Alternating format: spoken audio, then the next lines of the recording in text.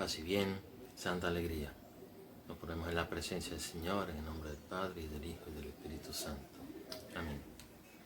Sumo alto y glorioso Dios, ilumina las tinieblas de mi corazón, dame fe recta, esperanza cierta, caridad perfecta, sentido y conocimiento, Señor, para cumplir tu santo y veraz mandamiento. Amén. En el nombre del Padre, y del Hijo, y del Espíritu Santo. Amén. Mi nombre es Albert de la Cruz de Luz, hermano oblato de los ermitaños franciscanos de la Inmaculada. Y hoy trataremos la cuarta parte sobre el Salmo 50.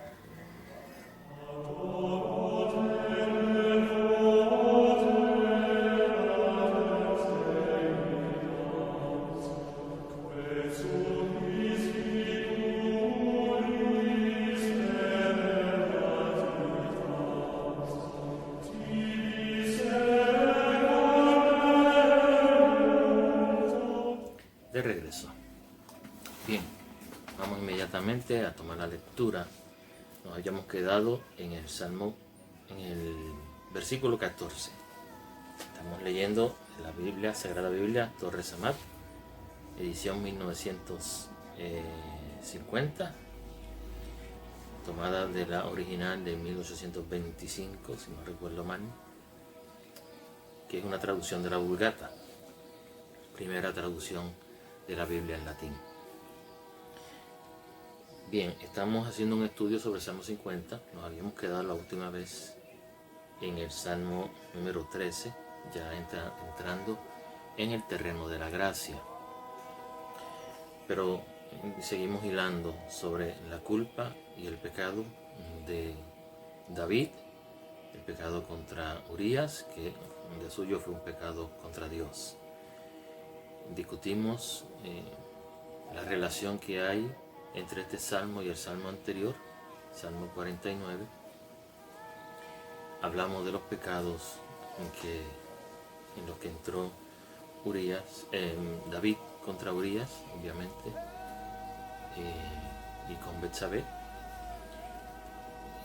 Vimos esa relación en el Salmo 49 sobre todos los pecados del pueblo de Israel, del pueblo hebreo, que también en alguna medida se aplican con todos nosotros, los creyentes. Y entonces estuvimos discutiendo todos esos versículos que se relacionaban con el pecado y la culpa. Y ahora vamos a ver cómo poco a poco vamos entrando en el camino de la gracia y la satisfacción cuando se absuelve el pecado, se absuelve la culpa, más bien. Nos habíamos quedado en el versículo 13, así que vamos a darle lectura al versículo 14. Restitúyeme la alegría de tu Salvador y fortaléceme con un espíritu de príncipe. Y el comentario nos dice que en otras traducciones se habla de el espíritu principal o real, de manera que sea el Señor, por medio de su espíritu, el gobernador y director de todos los pensamientos o movimientos del alma. Así como esta lo es del cuerpo. Otros, como San Jerónimo, trasladan spiriti o spiritu potenti, denotando el espíritu de fortaleza para no volver a pecar. Y es importante aquí que hablamos de que el director de todos los pensamientos o movimientos del alma, así como los del cuerpo, estamos hablando de la potencia, ¿no? La potencia, que es el conocimiento y es la voluntad. Y entonces Dios es el dueño de eso. Y cuando ponemos nuestro conocimiento, nuestra voluntad al servicio de Dios, significa que hemos reconocido nuestro pecado y estamos buscando la gracia de Dios, el perdón de Dios. Versículo 15. Yo enseñaré tus caminos a los malos y se convertirán a ti los impíos. Entonces ya vemos cómo el efecto de la gracia tiene una consecuencia. La gracia en sí misma tiene la consecuencia de que hablamos precisamente del Evangelio, de la palabra, de la fe. Hablamos de Dios, buscamos evangelizar hacer proselitismo sano, llevar a otros al camino de la fe, que se conviertan a ti los impíos,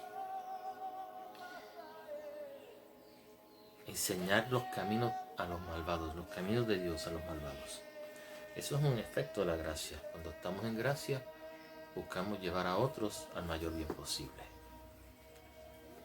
Dice el versículo 16: líbrame de la sangre, oh Dios, Dios Salvador mío, y ensalzará mi lengua tu justicia. Y esa sangre de aquí, de esa sangre de la que habla el rey David aquí, el salmista,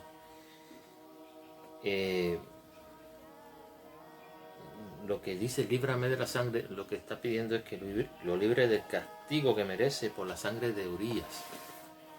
Ese castigo, ¿no?, que en antiguo se pensaba como la ley del talión, ¿verdad? Ojo por ojo, diente por diente. Si mataste a espada morirás. Líbrame de esa muerte, líbrame de la sangre, líbrame de ese castigo. Es lo que está pidiendo el salmista aquí. Y el efecto que de eso,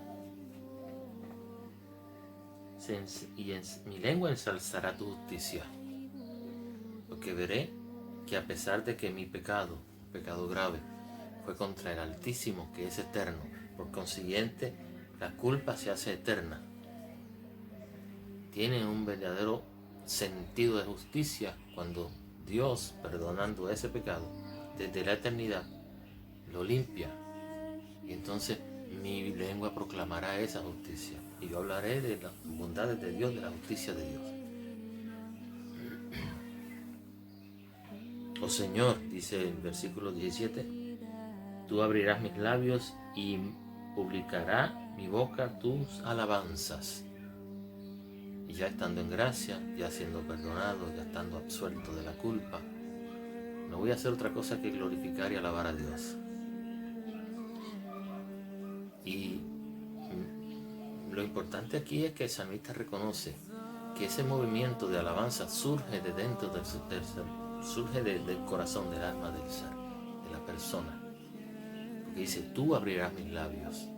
No es yo, no mi propia voluntad, no mi criterio.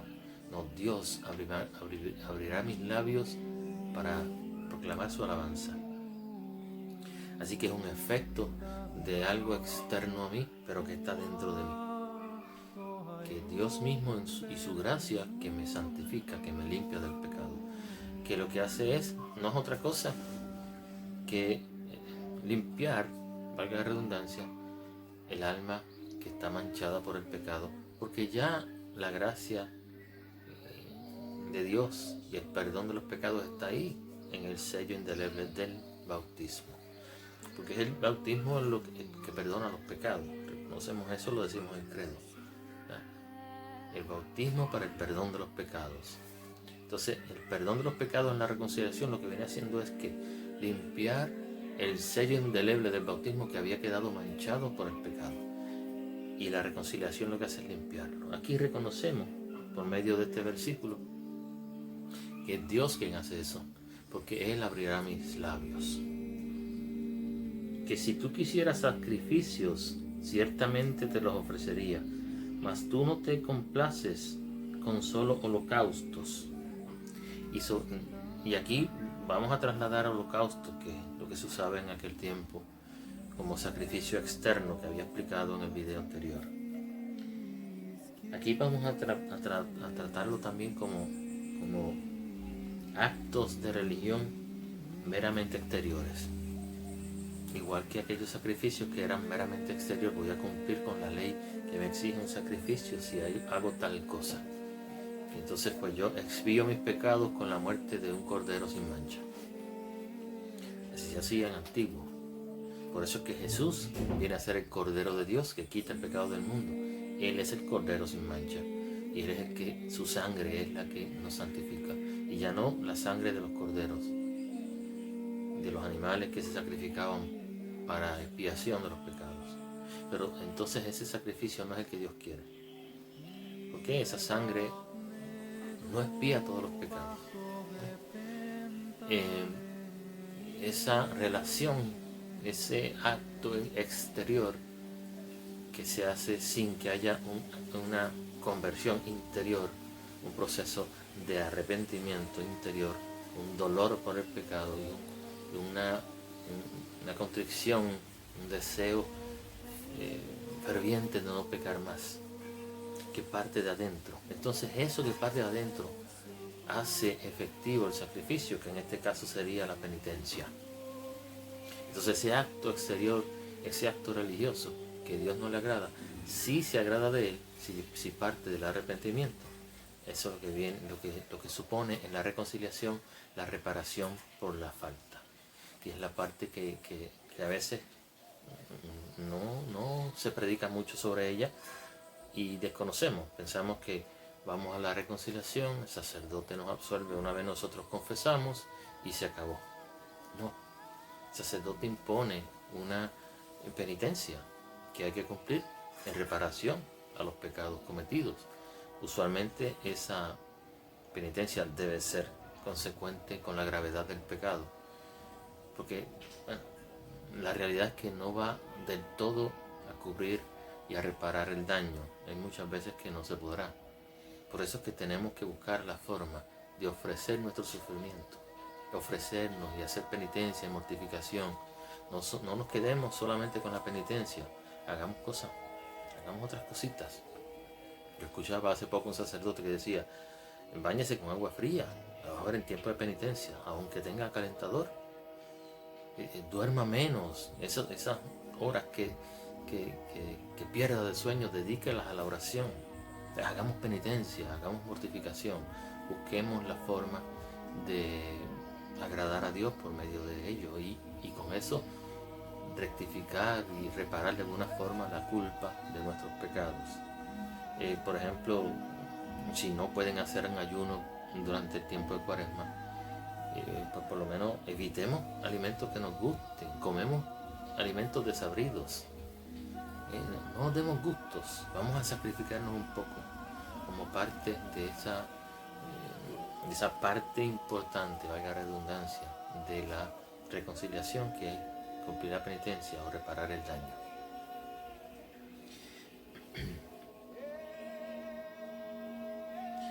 El espíritu compungido, dice el versículo 19, es el sacrificio más grato para Dios.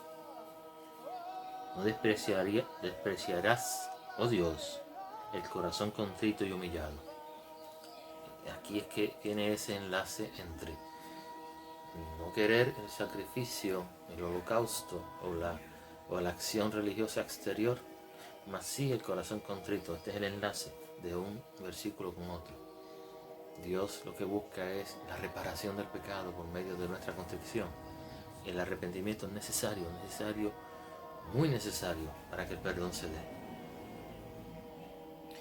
Señor, por tu buena voluntad, seas benigno para con Sión, a fin de que estén firmes los muros de Jerusalén. Y si eso lo trasladamos a nuestro tiempo, que Dios sea benigno para con la iglesia, y yo, como parte de la iglesia, como esa columna, como esas piedras vivas que formamos una muralla, ¿verdad? Ese muro de Jerusalén, el muro de la iglesia, esa edificación que somos nosotros, piedras vivas de la iglesia. Pues Señor, por tu buena voluntad, sé benigno con nosotros, sé benigno con la iglesia, con Sión, con las piedras que constituimos el muro de esa iglesia visible, tangible, que somos nosotros, los feligreses, los fieles.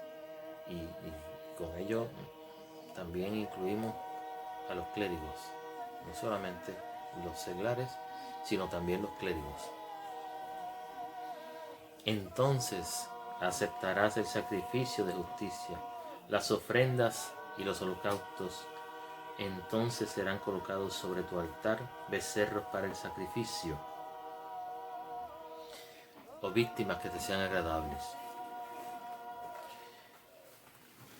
O en este caso, la satisfacción por la culpa mediante la penitencia, ¿verdad? Porque ya no hacemos sacrificio, porque en el altar Solamente hay un sacrificio con la nueva alianza, que es el sacrificio de Cristo en el Calvario.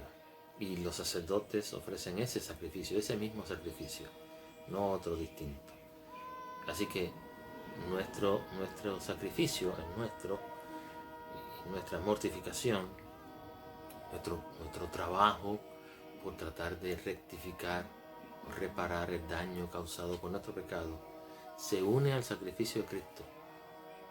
Y entonces ahí es agradable al Señor ese holocausto, ese sacrificio en el altar, que es el de Cristo, porque nosotros unimos nuestro sacrificio al de Él. ¿Para qué? Para expiar nuestros pecados, para limpiar nuestra alma, para que ese perdón que había quedado ahí incrustado en el sello indeleble del bautismo vuelva a verse nítido. Ese reflejo de Dios se pueda ver mejor que como se ve en este espejo. Ese es el efecto de la gracia en nosotros cuando somos perdonados. Es tan hermoso este sacrificio cuando se hace para buscar la forma de reparar mi pecado. Y es tan hermoso, o más aún, cuando recibimos la absolución. Se siente uno liberado, uno siente que se le quitó un peso de los hombros. Es como si te quitaras la cruz, aquella cruz que Cristo te pidió que cargaras. Toma tu cruz, niégate a ti mismo y sígueme. Pues negarse a sí mismo es eso. El sacrificio es una forma de negación.